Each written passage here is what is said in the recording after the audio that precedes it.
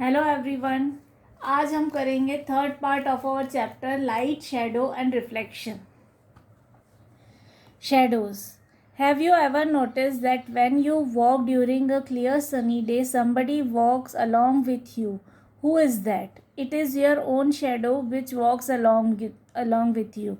There are times when it appears as if the person is chasing or following his or her shadow.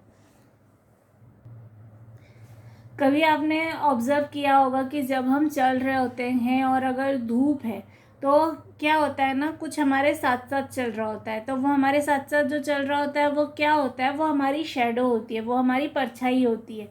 तो जब भी कोई किसी source of light जो है किसी ओपेक ऑब्जेक्ट पे पड़ती है तो एक शैडो बनती है, और वो शैडो जो है वो हमेशा उस ऑब्जेक्ट्स के साथ ही रहती है। A shadow is formed when the path of light is blocked by an opaque object. If you stand with your back towards the sun, you will surely see your shadow, which appears to be following you. The sun is the most important source of light, although shadows are formed using light from light bulbs and candles. तो जैसा मैंने आपको बताया कि किसी भी opaque object पे जब लाइट पड़ती है तो एक शेडो फॉर्म होती है। तो हमारी परछाई भी कैसे बनती है, जब सनलाइट जो है वो हमारे ऊपर आती है तो हम भी ओपेक होते हैं, तो सनलाइट जो है वो रुकती है और उसकी वजह से एक शेडो फॉर्म होती है ज़मीन पे। तो वो शेडो जो है वो हमारे आगे या पीछे बन सकती है, हमारे साइड में बन सकती है, डिपेंड्स कि सोर्स ऑफ लाइट कहाँ है। जिस तरफ सोर्स ऑफ लाइट होता है उसके अपोजिट डायरेक्शन में शेडो बनती है।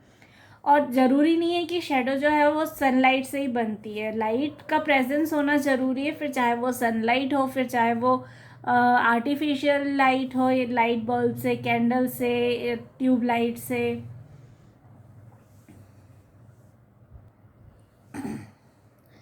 The shadow of an object is formed when an opaque object is placed in the path of rays of light. The opaque object, unlike a transparent object or material, does not allow the ray of light to pass through it. A light source, an opaque object, and a surface behind the opaque object are the three things required for the formation of shadow.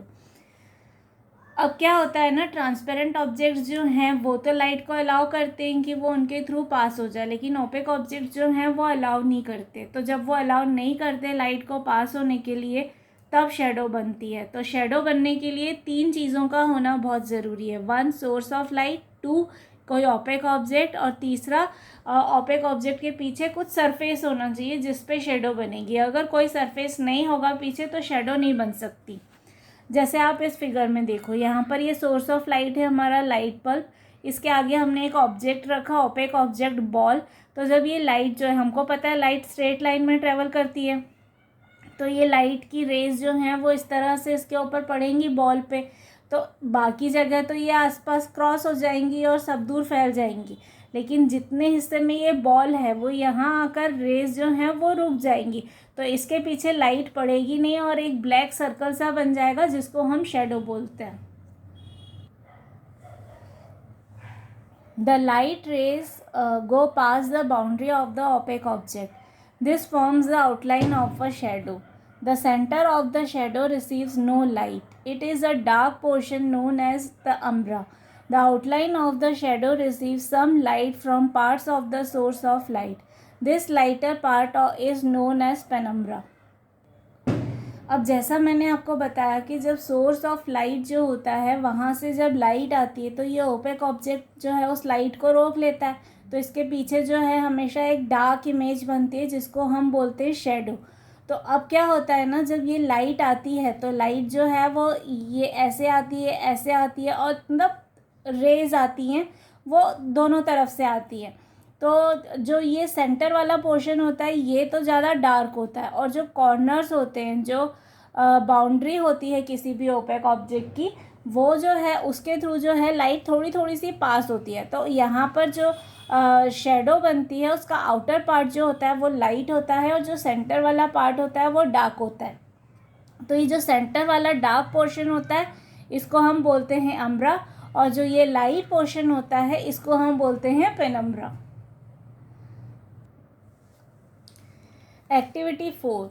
Try to form a shadow of a globe as shown in the picture. Study the size and shape of the shadow and the distance of the source of light. If you carefully observe the shadows, you will be able to understand what makes the shadows look the way they do. Notice the shape and color of the shadow. अब इस activity में आपको क्या करना है, आपको एक dark room में ग्लोब की शेडो बनाने की कोशिश करनी है. तो कैसे बनाओगे, एक ग्लोब लो और उसके पास में कोई भी light of source of light होना चाहिए. आप एक कैंडल प्लेस कर सकते हो या एक लाइट बल्ब प्लेस कर सकते हो या टॉर्च से भी आप रोशनी डाल सकते हो. तो आपको ऑब्जर्व करना है कि इस ग्लोब की शेडो जो है वो वॉल पे कैसे बनेगी. अब इस शेडो को देखो और ऑब्जर्व करने की कोशिश करो कि ये शेडो कैसी बन रही है, इसका कलर कैसा है, सेंटर में इसका कलर कैसा है, बाउंड्रीज पर इसका कलर कैसा है, इसका शेप कैसा बनता है इस शेडो का. Have you ever thought why some shadows are sharper and some diffused? You can find the reason if you examine the source of the light. When the source of light is white, it allows good amount of light from many directions. In such a case, umbra and penumbra are formed, but the penumbra fades away. तो जब आप different shadows को आप observe करोगे, अलग अलग objects रख के ट्राई करोगे और आप ऑब्ज़र्व करोगे, तो आप ये देखोगे कि कुछ शेडोज़ जो हैं वो एकदम शार्प बनती है, लेकिन कुछ जो हैं डिफ्यूज़ सी बनती है, मतलब वो लाइट कलर की बनती है या छोटी बनती है. तो इसको जब आप प्रॉपरली एग्जामिन करोगे, ऑब्ज़र्व करोगे, तो आप ये देखोगे कि जब आपका सोर्स ऑफ लाइट जब जो बहुत बड़ा होता है तो शेडो जो है उसका पेनम्ब्रा जो होता है वो फेड हो जाता है. तो इसकी वजह से शेडो या तो बहुत लाइट दिखती है या बहुत छोटी दिखती है. और अगर सोर्स ऑफ लाइट जो होता है वो बहुत ज़्यादा बड़ा नहीं होता तो लाइट जो है वो प्रॉपर आपके ऑब्जेक्ट पे आती है और स्कैर्स नहीं होती, वो फैलती नहीं है.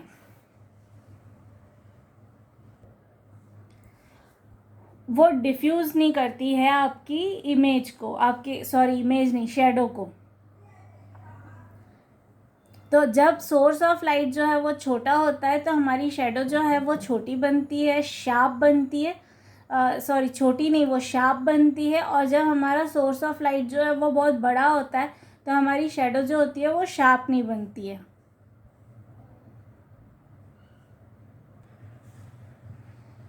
Shadows are the areas where light does not fall. Therefore, shadows are black or gray in color. The most common source of light is the sun. An opaque object stops the light from passing through it. Thus, a dark area appears behind the opaque object. This dark area is the shadow of the opaque object. ये हमने अभी discuss किया था कि जब कोई भी light जो है वो किसी ओपेक ऑब्जेक्ट पे पड़ती है तो ओपेक ऑब्जेक्ट जो है वो लाइट को पास नहीं होने देता, तो उसके पीछे हमेशा एक शेडो बन जाती है. उसके पीछे जो भी सरफेस होगी उस सरफेस पे एक डार्क स्पॉट बन जाता है, उसको हम शेडो बोलते हैं. The size of the shadow depends on many factors such as the time of the day, the size of the object blocking the light and the position of the sun at the time the shadow is created.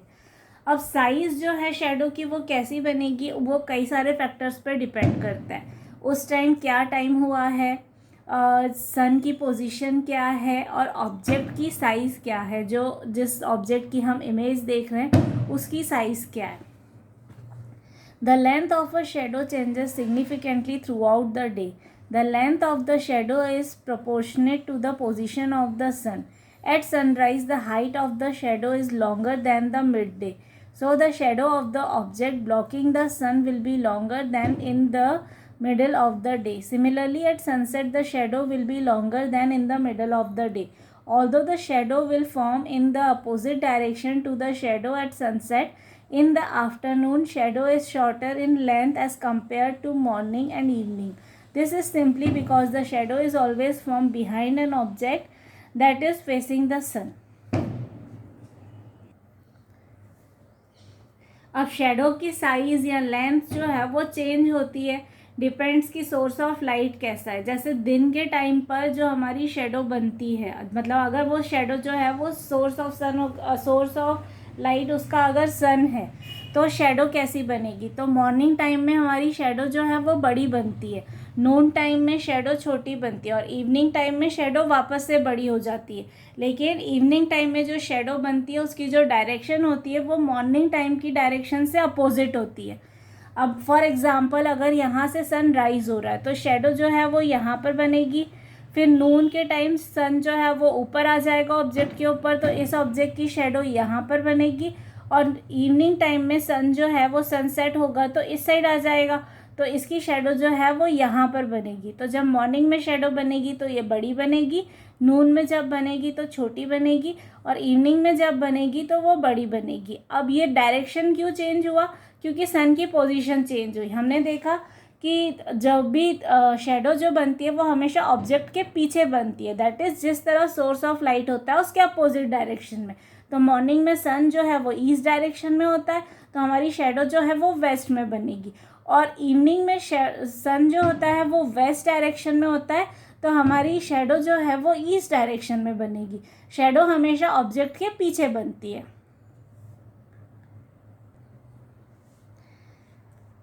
Shadow shows the following features. It only shows the shape and outline of the object. अब shadows के क्या क्या features होते हैं? वो सिर्फ एक shape और आउटलाइन बताती है ऑब्जेक्ट का। Regardless of the colour of the opaque object it is always black in colour. आपका ऑब्जेक्ट चाहे किसी भी कलर का हो, शेडो जो बनेगी वो हमेशा ब्लैक कलर की बनती है। The size of the shadow depends upon the distance between the object and screen and the distance between the object and the source of light. अब शेडो जो है वो कितनी बड़ी बनेगी ये इस बात पे डिपेंड करता है कि ऑब्जेक्ट और वो सरफेस जिस पे कि आपकी शेडो बन रही है वो एक दूसरे से कितने दूर हैं, और ऑब्जेक्ट और सोर्स ऑफ लाइट एक दूसरे से कितने दूर है।